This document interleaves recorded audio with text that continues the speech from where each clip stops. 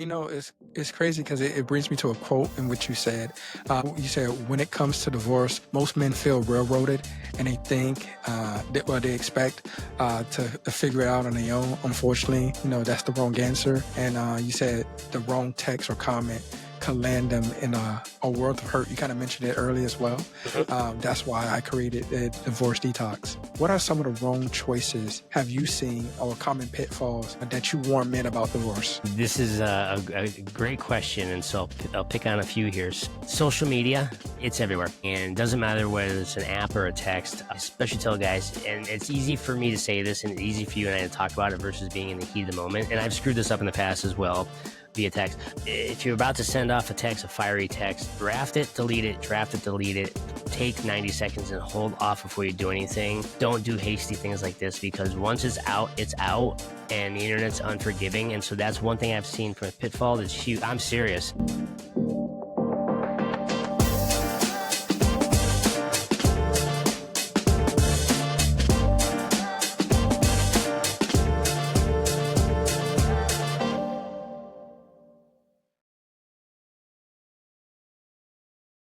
Welcome, everyone. This is your man, Michael Rashad Yerby, Unfiltered Fridays. We are here with another special guest. I'm going to give a second for everyone to get in the chat, get your questions ready as we start this conversation, this odyssey, this journey of something that is so momentous. Today, and only today, we have a special guest with us. Again, like I said before, hello and welcome. Today, we have a very special guest, Paul Murphy. Paul went through one of the hardest experiences life can throw at you, a brutal divorce. But he refused to be broken.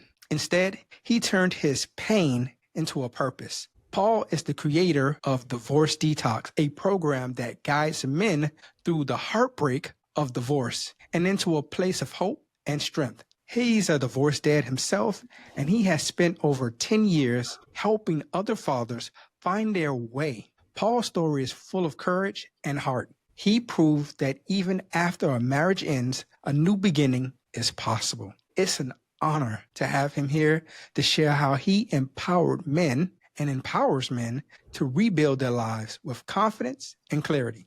Paul Murphy, everyone. Michael, thank you so much for the opportunity and for the wonderful introduction, and to all of the folks who are jumping online. Great to have everyone here tonight. And disclosure for the whole group as we go through this whole conversation piece here is just remember, guys, there's no two divorces that are the same. And right now you got two guys who are live. We've both been through divorces. We each come with our own stories, our own backgrounds, etc. And that's all super important. To give your listeners a quick background of who I am and how I ended up where I'm at today, I was originally trained as a paramedic, and I worked in urban cities throughout the U.S. For years. And during that time, I did some publishing on the side, spoke at conferences, and kept on writing. Met my girlfriend at work as a medic, which, never date your partners when you're working, which Paul did. And then he turns around and gets married, and that's leading us down this path. So you get married, get the house, get married, get the house, have a couple kids, and get laid off. And then the marriage starts going a little rough. And then in the middle of us deciding to get divorced, get laid off again. Then divorce concludes. And then I get laid off yet again. And there's relevance to why I'm framing it all this way. And so what happens is 2023, my mentor says to me, Paul, what are you doing and what's going on? Because she's like, well, what are you doing? I was like, getting ready to write another article. She's like, no. Let's do some brainstorming here. Let's push Paul's boundaries. Let's find out what Paul has up his sleeve that we can use to help other people out. Because Paul, you've been in healthcare all your career, and let's see what other experiences you have where you might be able to help people going forward. So we did massive brainstorming sessions, and we came down to this topic that I could not believe kept popping up every time we did it, Michael. It was my experience with my divorce. I'm like, why does this keep coming in? And she says, because Paul, it's a big deal. It's not small, and you're a guy, and you keep bringing it up on this stuff. I'm like, whoa. So in 2023, I put the writing on hold, created this whole program. And mind you, over years, I've had friends who get divorced and everything else. We talk through and things like that. And we formalized this entire thing in late 2023 into 2024 with Divorce Detox. And how the platform exists today, it's actually an online digital platform, and it consists of 7 modules. And with each module, there's a bunch of lessons baked in there. And one of the cool aspects of this whole program is, we talk about budgets and child support. I'm not mocking that, by the way, making these faces going through it. The other thing that we do is we rip off the Band-Aid and we talk about emotions, mindset, heart set, because those elements tie into everything else you're doing with your divorce and ties into everything you're doing at work and all that jazz. There's learning activities throughout the program as well to help get people to actually use what they're reading and seeing, so that when they go to use it in their divorce process or mediation, what have you, they actually have these tools that they've already had a chance to try out. Mm-hmm. And then the other aspect of this is a combination of videos. So there's PowerPoint slides that I talk through, but then I also get outside, do some candid one-on-one stuff just for myself outside, giving guys like, last minute thoughts. And another person said, let's take a shower moment, Paul, where you're describing different aspects. I go, yeah, that's cool. Yeah, that's true. And so the whole program is really designed to help guys get through the divorce successfully from A to Z. One unique aspect about this as well that my mentors pointed out to me, and I'm working with 2 mentors guiding me through this whole program as it takes it to the next level. Like, you have to realize you're a guy doing a program for guys, sharing your emotions, giving them tools, and realizing it's okay to be stressed. It's okay to feel these things and how to navigate these things successfully, because a lot of your traditional programs are done by females and the programs are wonderful. But now you got this guy who's coming out, who's helped all these people out in the healthcare aspect, now trying to help you out on a brutal life event. Regardless of how amicable or not your divorce was, it is what it is. You're going through or have been through divorce, and we just kind of give a tool to help guys out. And so that's where we're at today. The program has been a very nice success. I have several clients and growing as we speak, and I've actually had some additional requests for additional content and some other modules that we're trying to build as we go. But that's the overview, Michael, and I appreciate again the opportunity to give you the description, and feel free to pepper me with questions, man. It's all good. Yeah. Paul, just researching you, man, you are a very interesting guy. Like, we was talking backstage about who you are and just what you've been through. It's just pretty amazing. And we talking about the emotional aspect of it too. And I love it that your program really addresses that, because as men, sometimes we can hide, because the world kind of teaches us we got to be tough. We can't cry. We can't show emotion. We have to take everything on a chin, and just keep moving forward. But when it comes to your heart or somebody that you spent real time with, real vulnerability with, seen with, it could be very, very difficult. So I thank you for that. Absolutely. And with that said, my first question for you is, if you can take us back, because you was kind of talking about that, alluding to that, if you could take us back to your own divorce and what emotions hit you the hardest in those early days. And I would ask you for yourself, did you ever say to yourself, like, am I a failure because I couldn't go the distance with my spouse? Great questions, and I'm making a couple of notes here. And so, starting this thing off here, and I will be very honest and open, and I had a relatively amicable divorce. However, and the reason I'm framing it this way is every divorce, in my opinion, has some type of brutalness to it, because it's going to eventually get to your emotions and your mindset. And we watched our marriage, at least I did. I watched our marriage fall apart over time. And so you figure we got married in 98, we got separated in theory in 2009, and our papers didn't get signed in 2013, which is a whole other chapter. You're right. And you're making, exactly. And people hear this from me and they go, holy cow. And there's reasons for all of this. And so the emotions, it's interesting. It was fairly mutual as far as, yes, we're going to get divorced. And one of the first elements that I felt was a bit of a panic, because I had never been through this and I didn't know what to expect. And to your point, the disappointment of, darn it, I'm not, I didn't get married to get divorced. We had kids in the whole 9 yards. So part of this for me was a little bit of a failure factor, because now one of us wants to get divorced and it's tough. And then from an emotional perspective that ties into it is, you mentioned this earlier, it's a gut punch, because now you're going to go down this path and you don't know what the future is going to hold. And divorce isn't just going in and signing a piece of paper. You're divorced for life, which in hindsight, for me, I completely underappreciate 100%. Because you're divorced for life with all of the family members and things of that nature. And I think the emotional roller coaster I went through over time, peaks and valleys with some definite periods of anxiety, not so much hostility, because we knew that we were doing the right thing. And the other aspect of this whole thing that I kept in my mind, we have 2 adult children who have grown now out of the house, etc. But when they were younger, we were going through this process. I always made the kids the priority and put myself secondary, because I wanted them to not feel negative impacts of mom and dad going through divorce. And so I think the emotional aspect of the anxiety, the failure, and a little bit of panic as well, because you just don't know. Going through the divorce process and having layoffs is brutal as well, because now your finances change every time you get laid off, as we all know, and it impacts everything. So I think from those elements, those are the biggest elements from an emotional perspective you go through. And I can tell you that I was actually talking to a guy the other day. When he actually signed his paperwork, he did a tap dance. He was happy. He went out with buddies to a bar, tied one on, and celebrated. versus I walked out of the courthouse. I'll never forget this. And the day kept going. Traffic was still moving. Nothing changed. The only difference was I was divorced on paper from now.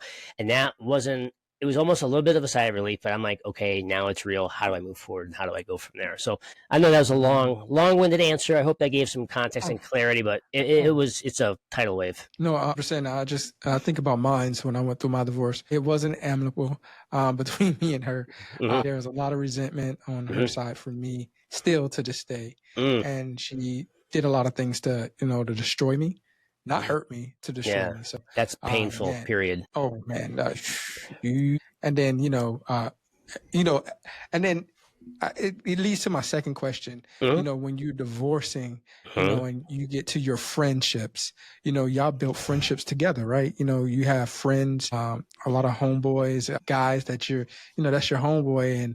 And now y'all kind of broke up. Like, so what do your friends do? And what do your family members do in that aspect of a divorce? And how did you navigate through that situation? That is one of the best. Yeah. And there's two layers here. There's the friends that you have, and then there's the family part. So I'm going to tackle the friendships first. So interestingly, for guys who have kids and you're still married and getting divorced, what have you, when you have kids, at least in my experience, you tend to make friends because you're doing kid activities. So you meet the parents and you hang out. And so my social group from when I was a bachelor to married to having kids changed considerably. There's a couple of core people I still have good friendships with from way back when. But when I went through my divorce, the friendship pool shifted for a variety of reasons, and I didn't expect this. So I had a couple of friends who had to move out of state because of jobs, things like that. I was like, oh, that's a bummer. And the reason I mentioned that, guys, if you're going through divorce or even if you're post-divorce but you're struggling, you need someone to talk to. And for me, it was talking to guys I could trust, confident advisors, if you will. Even if they'd been through divorce or not, I just need to get off my chest to talk, because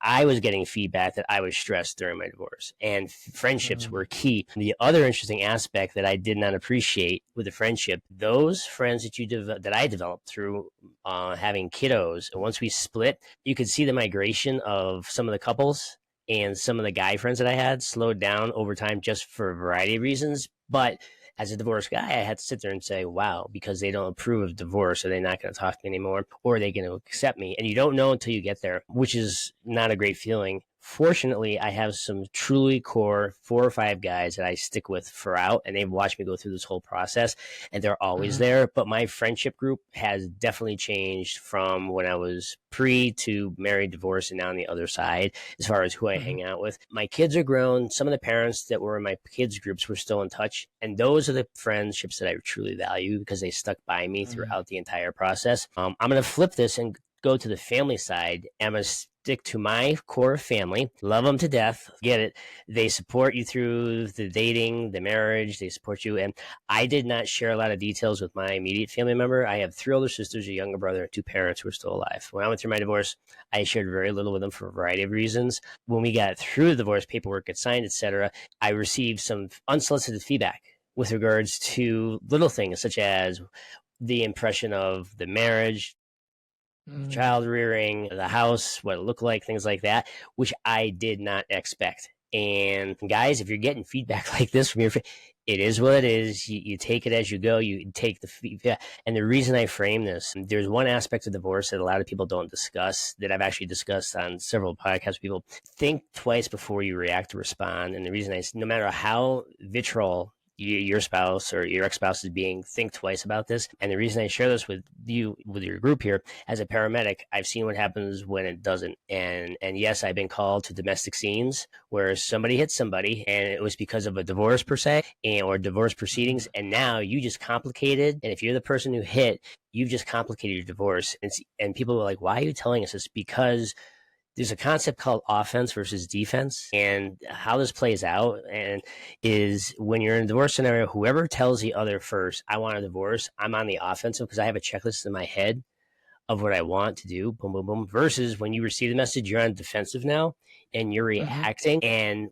And especially for guys, because if you're getting out of the blue or it's there's been stress already, watching how you react to being told is key. And the reason I say this is with your friendships, just be aware that not everyone's going to agree with you going through divorce. Your family may not agree, but ultimately it's your life. And guys, you want to be happy. And no matter what happens in your divorce, you've got to protect you. And if you have kids, you got to protect your kids. No, 100%. And you, man, you couldn't be more right about things of that nature. And then, as we venture into, like, as you went through your divorce, and now you have two beautiful grown kids, right? And thank God they're safe, they're raised, they're secure. Now they're off on their own. You already taught them. But what was the toughest part of guiding your children through that breakup? You kind of mentioned you worked in communication and talked with your kids about it earlier, right?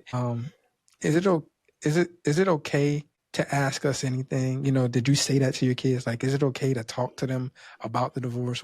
What was those conversations like? Yeah, so that's a great question. And the kids knew something was up. The kids are perceptive. Michael, do you have kiddos? Yes. I actually, from my previous relationship, I had two girls and a son. Okay, so you can appreciate. So for myself going through this, we were all in the same roof. They could tell. Even friends would come over to pick me up to do stuff. They could tell the tension. They said, "Dude, as soon as you open the door to your house, you can feel the tension." I'm like, "Oh, I didn't know that." You're right. And so I was like, "Eek." And we were fairly. You could just tell something was off. So we were going through, and the kids could get perceptions. And I very distinctly remember sitting down. We did a family meeting, is what we did, Michael, to tell the kids who were officially going to get separated. And we sat down on the living room floor. My son was to my right, then my daughter, I believe, then my ex there. And my son was leaning against me, and I felt terrible. I knew we had to tell them that we were going through this, but it was one of the most difficult conversations that I've ever had to have. And I'll be candid with your group. I'm sitting there, I'm a guy, I'm trying to be all stoic, etc., and go through this whole process. And I'm looking at my kids and saying, we love you and we want to tell you something. Mom and dad are struggling and we're going to separate. And my son leaned in a little bit harder against me. And Michael, all of a sudden I felt a single tear go down my cheek. And I was like, and I'll never forget this because it's left a big, I'm like, man, I got to keep it together, which I ultimately, I did per se, but man, my emotions were all over the place. My heart rate was beating and my hands were all sweaty doing this whole process. And we did this at home in a comfortable environment. We didn't have phones or anything else around. No tech. It was just the four of us having a very close family discussion.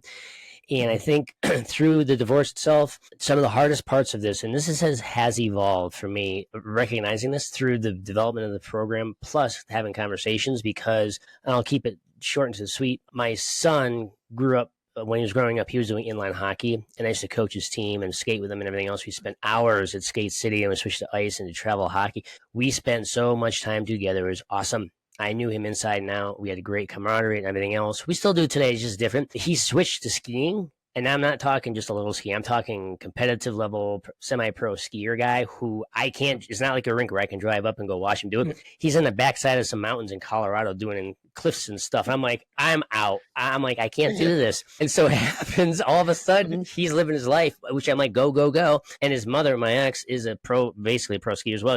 They're like doing their thing. And it was good. But for me, not seeing my son as much as I had was brutal for that relationship. For my daughter, very similar. When we were split up, one was living on one side of Denver, the other one on the other side of Denver, our commute. And I used to drive my daughter before she had her license back and forth to things on the different side of town. Well, we just bonded. She was studying a car.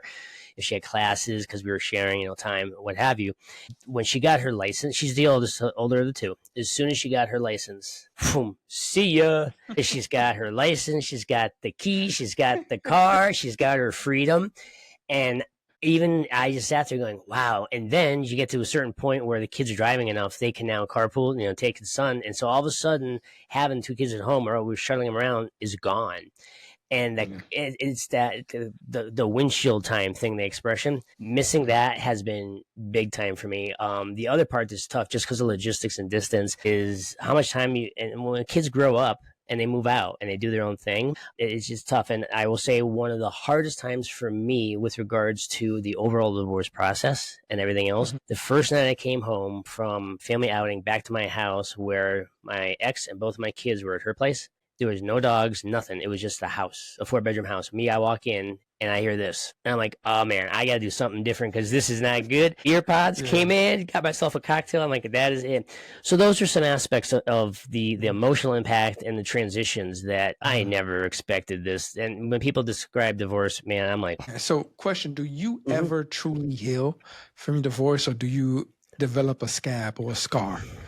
from it where, I guess it's healed, but the evidence is still, there? In my opinion, you've always got a scar. You can heal from it, but you're divorced for life. And I've had a couple clients who have been divorced more than once. I empathize with them because they've got relationship A, relationship B. And I think for those, especially those individuals, they're always recovering because you've got all the extra stuff. For myself, and what I tell guys that are in the program as well, consider divorce. Yeah, you had stuff happen. Yeah, it could be tough and challenging. But you have a new chapter ahead of you regardless, and you can't control what your ex is going to do. All you can control is how you react and what you do going forward. And I've told several guys, I said, dude, you have a brand new fresh door. Go through the door. It's a new chapter. Define it the way you want it and go from there. Yeah. Great example here.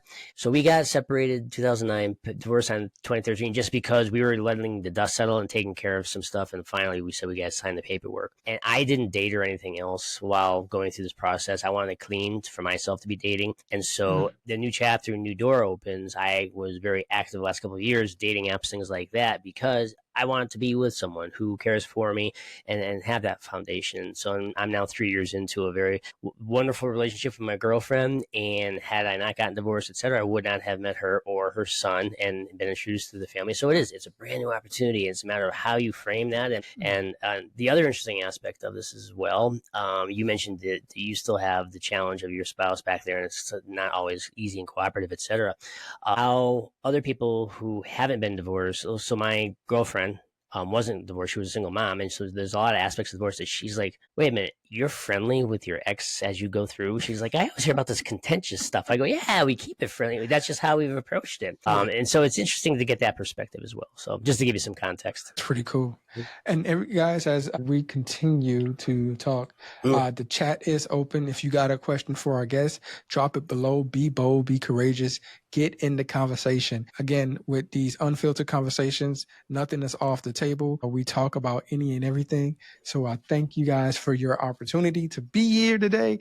And as we go through these conversations, and do not be scared to ask questions accordingly. Man, it's wonderful. Well, the conversation is wonderful. You kind of talked about it being in the house alone, when you made that transition, the kids are at her house, you go home to a 4-bedroom home all alone. Divorce, I think personally, and just my experience, divorce can be very lonely, a lonely road for men, right? And speaking for me, just terribly lonely. And statistics show that men often face intense emotional distress and even loneliness after the divorce. In your journey, and you said you kind of put on headphones and earpods and had a drink and tied one on, but how did you get through those periods of darkness, anxiety, and isolation? That is a super question. And I'm going to tie it as far as even that level to the next level where you start waking up at night because you can't sleep, because your head won't shut off and your brain won't shut off. I'm a huge advocate of getting outside to get fresh air and just to walk. And for me, that allows me to venture out. And what I've told my clients is if there's something you enjoy doing, a hobby or something,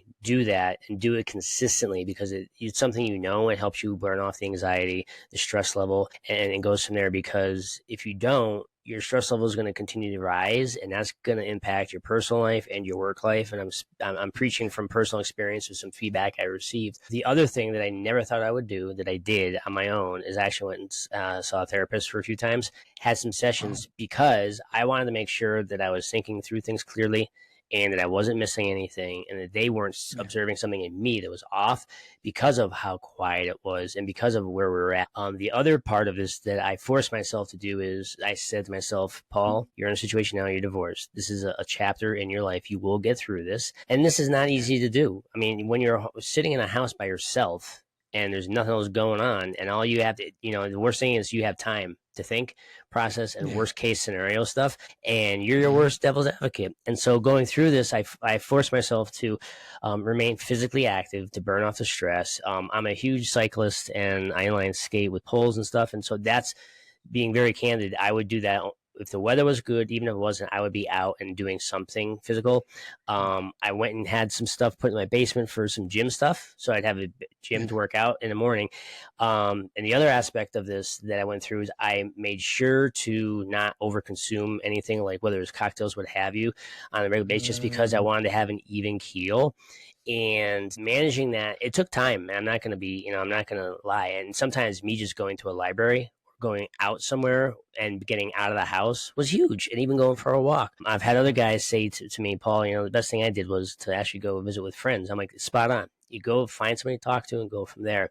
And knowing that you're going to make a decision. And one of the decision points I made was to take the time of the quietness to do some work on the house so that I could eventually rent the house out, get an apartment, have the house out rented, and have an apartment, just consolidating my life little by little, and then having storage rooms with stuff. And people saying that's a lot of activity. It is, but it's important because it's keeping yourself busy, preoccupied, and things like that. The other aspect is if guys aren't sure what to do, I definitely encourage them to go to therapy, because you don't want to go down the cascading road where if you know, for example, you have underlying mental health issues or what have you, this is a fantastic opportunity to not go down that path. And I say that out of support for guys not. But a quiet house after having a whole family there and pets and everything else, that's just brutal. And it takes time. I wanted to ask you as we go into it, and you was kind of alluding to it a little bit, where you was talking about you talk to men a lot of times as they going through a situation. I was wondering, like for you in your practice, especially with your program, you help hundreds of guys. What would you say is one of the biggest problems that they deal with when it comes to accepting this divorce? Two aspects of this. When a guy is looking at a divorce, they're either going to accept it up front or they're not. And if you're in denial about the whole process, that's a huge roadblock. And the only person who can get through it is you, the person who's denying this whole thing. The person who's accepting of it, in my opinion, is going to be so much easier. And believe it or not, there are situations where I get a client in, for example, who's like, this isn't happening to me. This isn't happening to me. I'm like, dude, you don't need to be with me. You need to go see a marriage counselor to see if you can't salvage this thing before you come to me, because I'm more of the guy who's accepting it and realizing it's going to go down that path. The guys listening may be saying, why would you do that? Because even though you are in a situation where you're facing potential divorce, if you're in denial about the whole thing, that's just going to make going through all this process more difficult, versus if you're realizing it is. And the other thing I tell guys is this does not have to be the end of the world. And then all of a sudden you get the feedback of, well, Paul, dude, I'm not independently wealthy, and divorce is going to cost a lot of money, which it can. And you can also do it fiscally conservative as well. And I say, true, but you can be smart about how you go about this. And so I would say the biggest thing first is accepting the denial versus not denial. I think the second part of this that guys miss is what we've been talking about, which I think is huge. And it's the emotions, the mindset, and the heart set. Because if you don't recognize that, who knows what's going to happen? But I'll use myself as an example. And I've actually we include in the program feedback from other guys who went through divorce as well. So they're not just hearing from my perspective. And there's been several guys who said the same thing to me, is when we went through this, we completely missed how the emotional aspect would kick in. And I remember being at work and sitting here doing a project or something else, realizing what time it is, and all of a sudden going, I have to go to mediation. And our mediation was fairly decent. I'm like, oh my goodness, that, my friends, is now impacting your work life and your personal life. And I had friends say to me, we don't know exactly what's going on with you, but you are super intense and you look sound and look super stressed. And I wasn't aware of this. So I think another aspect of this from the guy's perspective, you need to be willing to take input from other people, because if you can't recognize it, how the heck are you going to fix it? Yeah. 100%. Yeah. You know, it's really cool how you said that. Like even what we was talking about earlier, it's like recognizing the stuff that's inside you. Like how you said earlier, let me look at my notes. You said how that you waited to date. And that was very, very interesting, right? And now because you decided to wait the date to try to heal yourself, right? Now you have clarity as you have this 3-year relationship with your girlfriend. How long in your estimation with your program and just talking to men, how long should a man wait before he tie himself down in another relationship? It's going to vary, and this isn't a cop-out answer for the guys who are listening. This is reality based on the feedback, because it's going to vary per person. What's interesting about this, though, is you need to know if you are emotionally ready to start dating. And let me reframe this a little bit here. I was talking to one person who, as soon as he found out he was getting divorced, he was out and about. He was not yet single, but he was going to mingle, period. And he was going to rock it. And he did. And that's his choice. I chose not to. And I will tell you, the group collectively, I mean, my divorce was over time.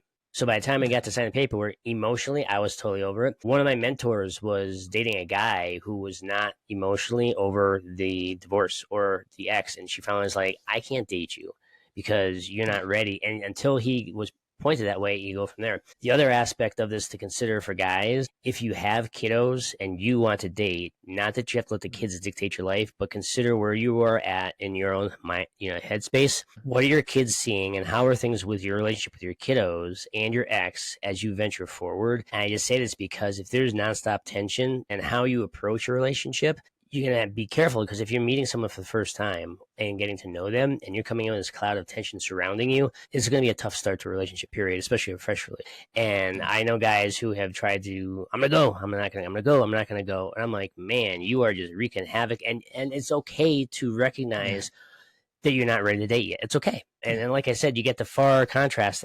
I think the guys who are emotionally ready have taken the time to completely unwind. There's always baggage with divorce, but you get rid of the big baggage so you have a little stuff left, and going from there.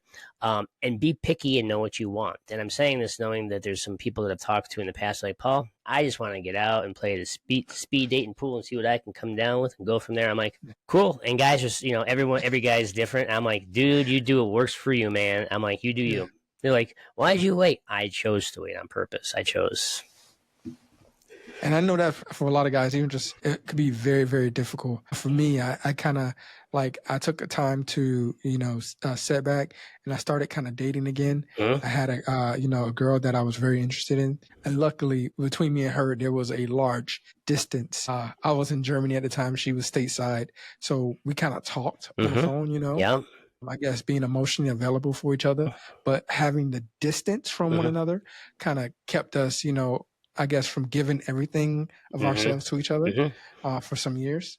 So that really, really helped, I think. Also, I like to explore, even in your program, do you deal with a lot of gentlemen that necessarily haven't been in a marriage? Do you find it in your practice that a lot of gentlemen have just been in a long relationship? Like, for instance, I have family members right now who've been in a 12+ relationship, 2 kids, never been married.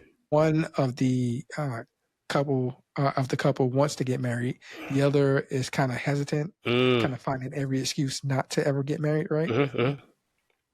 If a relationship like that break up, I'm not sure in your practice, have you dealt with that? Is it like a divorce, or do you still treat it as such? Or? Great question. And so every state, and so yes, I've had clients come in with a scenario where they're cohabitating, they're not married, but they're going to go and split. And it's tough. And here's some of the spenders you have to consider with this whole thing. Depending upon where your relationship, what state you're in, goodness, what do they call it? Now I'm going to draw a blank. But they have it where if you've been residing together, you are considered married.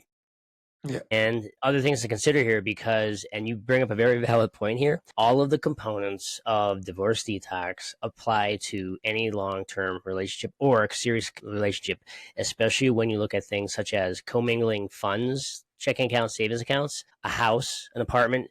As soon as you start signing legal documents, mortgages, leases, cars, kids, clothes, colleges, etc., I mean, the whole package is identical. And think about this. So for myself, I've been married once, most likely won't get married again for a variety of reasons. And my girlfriend knows this, she's cool with it. The definition of quote unquote marriage for some guys is going to vary. And I don't need to be married again to have the committed relationship, etc.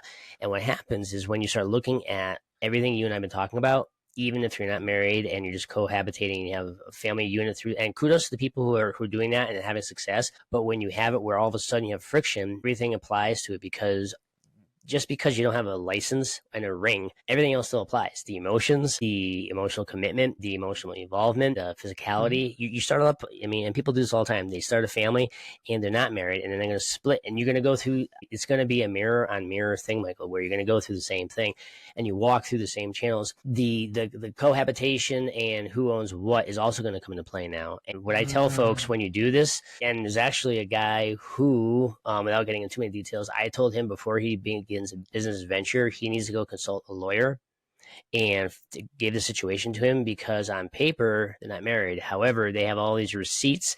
You have your public service, all utilities showing that you've been living together. And now the question is, what does the state consider that to be? Because of now common law, that's it, common law marriage. So if common law marriage is kicked in and you're together, you might be going through a version of a divorce that you never anticipated, and everything applies there.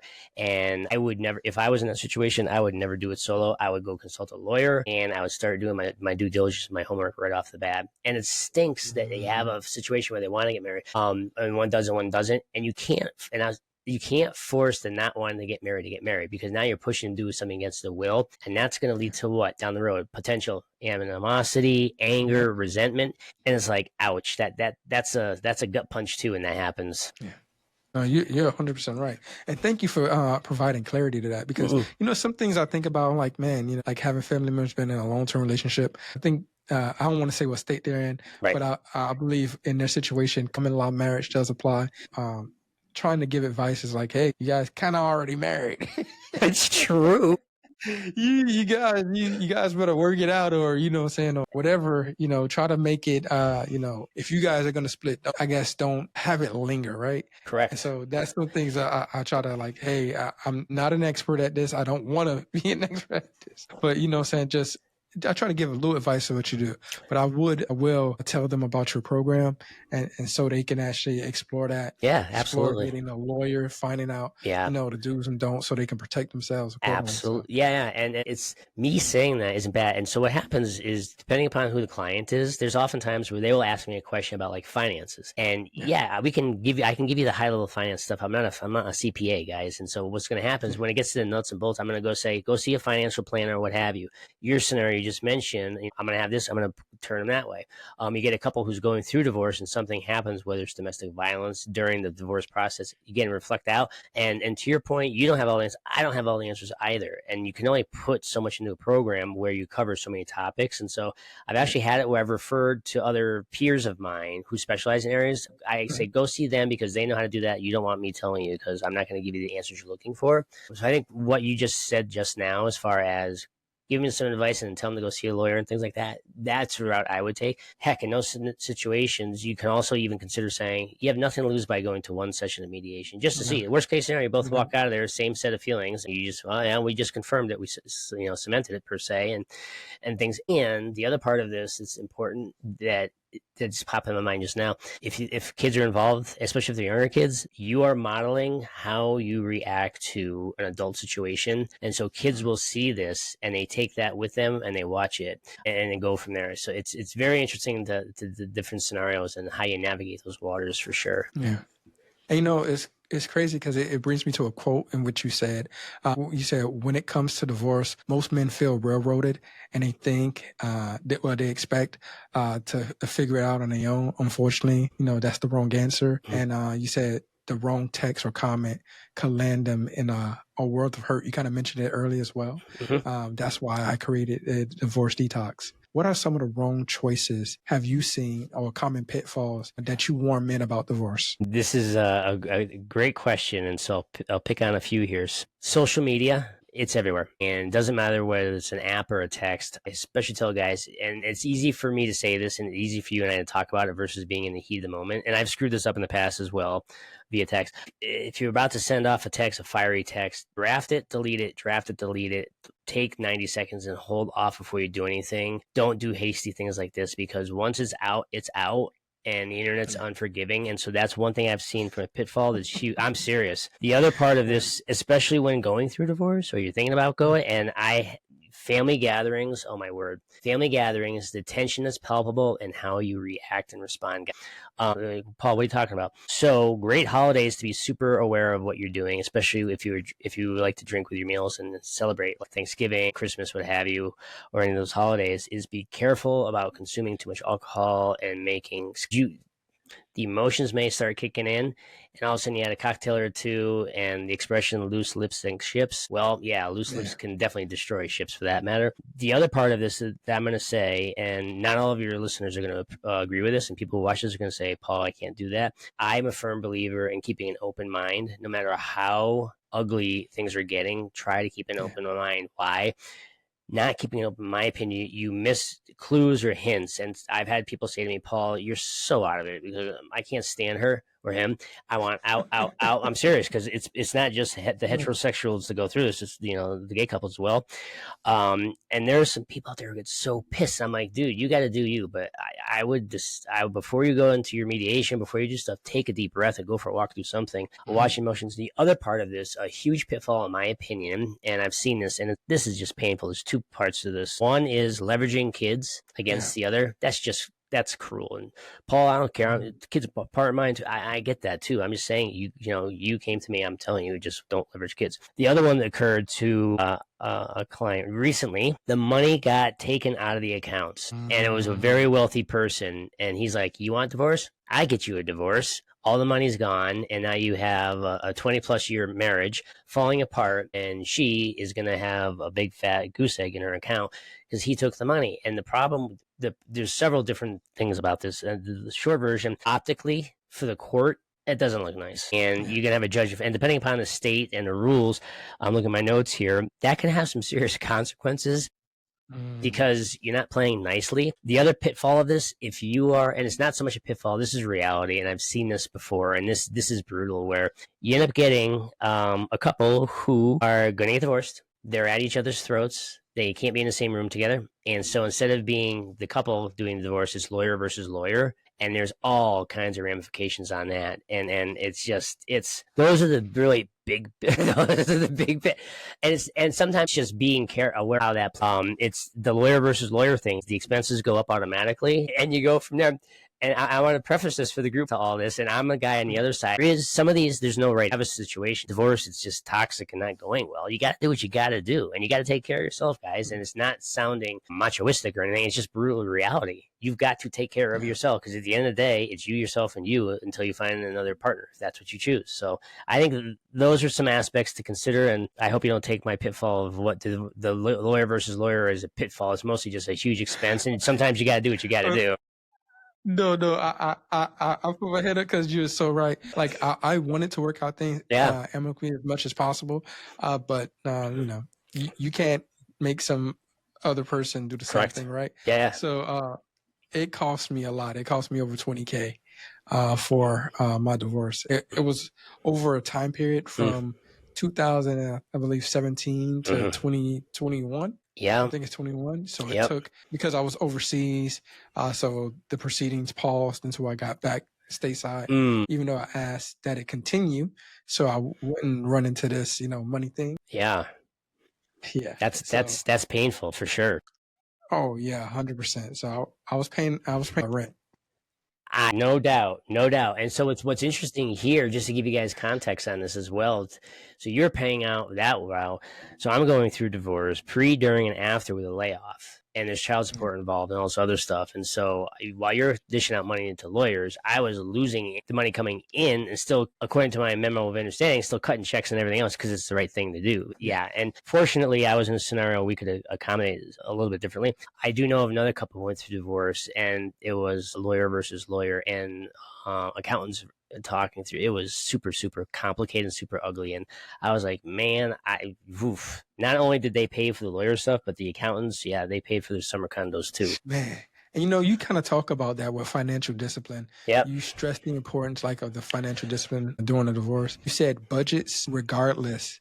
You said budgets regardless to how wealthy or not wealthy you are is still a good practice. Yes. Why is that such a great practice, especially going through a divorce? I'm going to pick on myself on this one. This is a great example. I was actually working on this today. So being fiscally responsible for yourself, guys, in my opinion, regardless of whether you're married or not, is important. I mean, and some guys are like, I don't care. I got the money. It's millions. I don't need it. Yeah, but you want to know where your money is being spent. At least I would. And the reason I say that budgeting is so important is because there's always the unknown of what's going to happen and what's going to happen with your money. And I'm a planner. I'm a guy who wants to put stuff out black and white. And specific to divorce, I want to know what my pre-divorce is, my during divorce, my post-divorce. And some of these you can't do in advance because you don't know, Paul, which is my case specifically. And so when I was married and even dating, we commingled funds, my ex managed our budget. And she would come to me with a big expense that we mutually agreed. We said, look, small monthly ongoing stuff we just pay. But if we're going to buy a car or something, we would consult with each other, look at the budget, see where we're at. For myself, a huge pitfall, Paul didn't pay attention to the budget on a regular basis because we were on autopilot with my ex doing, and we were cool with this. I get divorced and I'm like, oh my gosh, I got to see what's on auto pay versus not. When are things due, and have a budget, know what my budget running line is. And the other part of this, if you don't know what your baseline budget is, how the heck are you going to figure out how you're going to get to the end of this thing?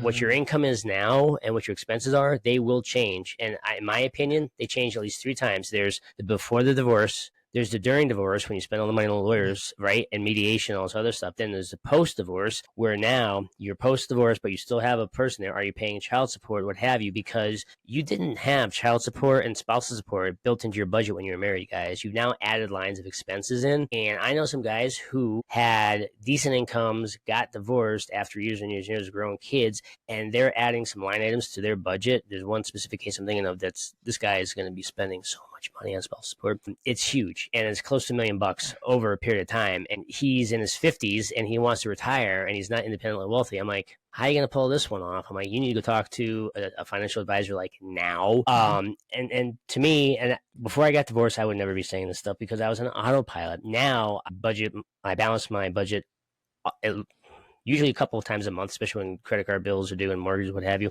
But I think for the guys, in my opinion, it's a good practice to get in because you know where your money is at. And if you have kids, you especially want to know where the cash flow is, because what if a kiddo has an event coming up or something else? How's your money flowing? And for myself personally, and I'll pick on me, and I have a good friend of mine who's in the same boat. We watch our budgets, and when we don't watch our budgets, that leads to anxiety for both of us, because now I'm like, well, what the heck is this and what's going on here? Because as soon as you start having, you have a baseline stress level divorce, reduce the stressors on top of it, like a budget, like going to a therapist, like getting outside, getting some fresh air, because it all ties in together. That's a long-winded answer, and I'll end with this one on as far as the budget goes. So some guys are like, I have never done a budget, Paul. Google it, man. Go find yourself a basic budget, download the template, add some columns and rows, what have you, and just start somewhere.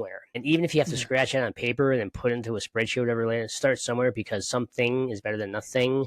You start off small, and there's apps you can download to your phones to it. This way you're informed too, and you know where the cash flow is going. Maybe you come into some money and you can all of a sudden find out you can afford that holiday trip, whatever, the vacation, things like that. But yeah, one of my big misses in this whole thing was me having to play catch up with my budget, which I've been divorced for several years. It's all good. I have my budget for the most part. There's a few things coming up, like little things like my daughter graduated from college. Did you plan for that one in addition to the 529? And if going to add one more flavor to this, are you going to travel with the ex-in-laws and kiddos, or how's that going to play out? Because it all ties into who's paying for what as well at the end. You're right.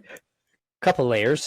You're right. Yeah, and I like how you say always you got to be intentional about the different things, and you know, it's just, I don't know, it's amazing. Let's zoom out for a second, right? And I would say, what is the number one takeaway you want every man listening to this conversation to remember about overcoming divorce? Happens every day. You will get through this, and it's a new chapter. And I don't say any of that lightly.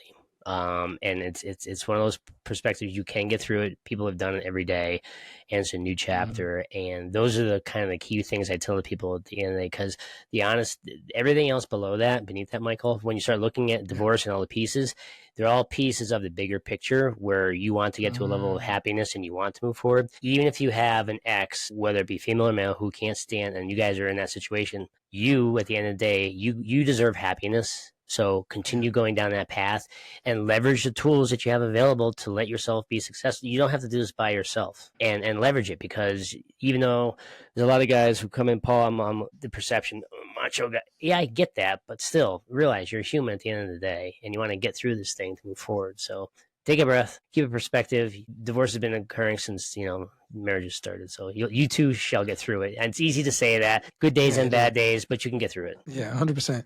And that goes to the caveat of like I know in your program you probably quote the statistics and whatnot, how I think it was around 70-80% of women initiate the divorce. I mean, guy or girl, right? Divorce is bad. But in your estimation, men come on this. What is the main things do you think that in your program you wish you can provide, but legally probably through some, or just with all that you really can't, that you have to tell them that, hey, go get with this expert here? I think that, and so in answering this legally, what I wish I could tell them, but I can't or don't, on this whole aspect is if you're going to have an affair that leads to your divorce, then you got to pay the consequences for the affair. Someone once said to me, "Goodness, great! There's a program out there. I don't want to say the name because I don't want to perjurize or anything like that." So, to your point, my answer is: once you get done having your affair, come on over because you're going to go down this path. But I can't tell people that legally. And the other thing is that because this is a tough one as well. Cases of domestic violence, because that happens, and both as a paramedic and just doing this, I've seen it where it's domestic violence, and you have to be careful of what direction you send them in. The other aspect of it is because I'm not a lawyer or a CPA, I defer out, and the program touches on a lot of topics that can be spoken to at a high level. I think the aspects, and there's going to be scenarios that come in that I've never even heard of before from people, which happens every day. People like, I have X, Y, and Z. I'm like, I've never heard of this before, but you go for it. Like, she jumped on the hood of my car last night, ripped off the windshield wiper blades and everything else. I'm like, okay, that's a contentious as heck thing. You got to take care of yourself. You might want to consider going to get a restraining order. And so one thing I do is tell the guys on this, Child Protective Services, when you're in an ugly situation, is making sure the kids are taken care of and going from that aspect as well. Did that answer the question that you posed? I want to make sure. 100% so. 100% All right, cool. Before we wrap up, I want to kind of refocus for a moment. Paul, after everything you experience and now teach, what does divorce detox truly mean to you in your essence? And how do you sum up your mission to someone in 1 or 2 sentences? Divorce Detox was very intentionally designed to help guys get through their divorce as successfully as possible, amicably if possible as well, which is not always the case. The 50% of divorces or marriages, roughly ballpark speaking, end up in divorce. And there's tools out there. We want to be able to give a tool to help guys get through this because a lot of the programs are female focused or involved going off site, but it's the digital age. We can take scenarios, put it on a platform, let guys go. They don't have to broadcast what they're doing. They can do this on their own. And it's not just the fluff we put out there. We put out the learning objectives and activities for them to do because you don't have to go through it by yourself, guys. People have been doing this for years, and we really just want to create a tool to help do that. And I think that's the overall arching mission of this entire model, is to help out. And I blame my mentor, and not blame, I'm kidding. She pushed me in this direction. Never thought I'd be in this thing. Trust me, I never thought this was going to be the path I was going to take. But that's the whole focus of it. And I'll end with this as well. This is cool. So the last few months, I've actually been on some female hosted podcasts from Asia and India, which I was like, what? And the reason they invited me was because of the emotions, the mindset, and the heartset components of divorce detox. And they said, Paul, regardless of the state laws, regardless of the religion, the concepts apply the same. And that's when I said, whoa. I was like, wow, I didn't even conceive that. And for them to bring that to my attention, that was cool. Yeah. Well, Paul, if you have anything else you want to relay to our listeners, the floor is yours. Please take it away. Yeah, I'd say to the guys, again, you're not on your own. The conversation that Michael and I had flowing back and forth, 2 very different divorces, and that's the world we live in. And you don't have to go through it by yourself. And I'd welcome folks, if they're interested, I'll put in the chat a freebie that you guys can go and download so you can get a free resource. And honestly, for the guys out there, my perspective is trying to work through divorces as amicably as possible. That's not always the case. And to use little things like checklists and stuff, which we include because there are so many pieces and components and details in divorces that I did not appreciate going through. Because when I went through my divorce, I was grasping at straws, man. I didn't have a place where I could go cradle to grave, if you will, to figure that whole concept out as far as how you get through divorce successfully. And so I think from guys out there, if you're interested, I'd be happy to chat with you for a few minutes. Feel free to reach out. I'll put my email, some contact info in the chat as well. But again, if you're going through divorce, hang in there. You will survive. Go through it. And if you need help, reach out for the resources that are out there. And, you got Michael and I both been divorced, both here talking about 2 different worlds, different experiences, both have kiddos that are, growing up, living lives. So it's doable. Just a matter of taking your time, catching your breath, and just pausing occasionally, like me right now. Pause. Thank you so much, Paul, for your insights and also for your program, because I'll be honest, like having your program is a real eye opener and also a help for men out there who are struggling, especially going through a divorce, which is, like I said before, a gut punch. And so I appreciate you. I thank you for all that you do. And everyone, please look up the Divorce Detox. It is a program there to help you as you go through tough situations, especially if you need a mentor, someone like Paul that you can actually speak to in confidence, knowing that he has been down the road that you guys are looking upon or going down. That's really, really key. Having that person that's knowing where you went, knowing where you're going to go, I can help you through the pitfalls and actually establish a good foundation for you to land on as you go through this. So thank you again, Paul. Totally appreciate you. Likewise, and nice way to Everyone, wrap that up. That was awesome. yes, sir.